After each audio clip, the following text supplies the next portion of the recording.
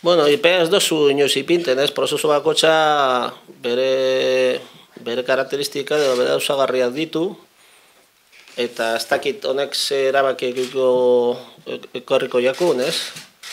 Baina bai pasaukoa repasatzen badugu, bazkematen, zuk definitibo erantzun bat daukozunean, adibidez Llorenteren kasuan, barotik aurrera erabaki ekartzen dituzu. Ez badago erantzun hori, erantzun hori etortearen bitartean, nahi dugu agotau dauzen posibilideak eta hor gure aleginak ipini.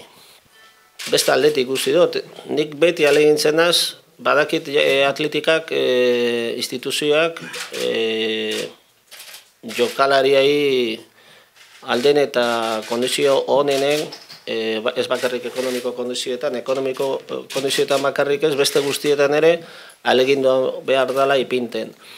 Eta nik beste alde batera sentitzen dut, ez bakarrik kasu honetan, ez du nahi kasu honetan bakartaz hitz egitea, baizik eta beti exigitzen da atletiri zeo zer gehiago emon behar dela. Eta nik beti alegintzen naiz eta globalean esan, eta pertsonalean behar, baina globalean esan talde oso hon badugula, nik normalen euriei ere esatete, baina zuek ere posturen behar duzuen honen atletiren araberan, ez? Ez bakarrik klua, ez bakarrik instituzioa, ez bakarrik bazkideak zeuepe, eman boro duzue pasu aurrera, eta baikor izan behar zari hau arratzago eramateko, ez? Badakigu atletik espeziala dela, diferente da, desberdina dela, baina hori desberdina egiten dugu konportamenduekin eta erabakiekin. Ez bakarrik jaio garelako legeition algortan, Bermion edo edorzein lekuan, ez?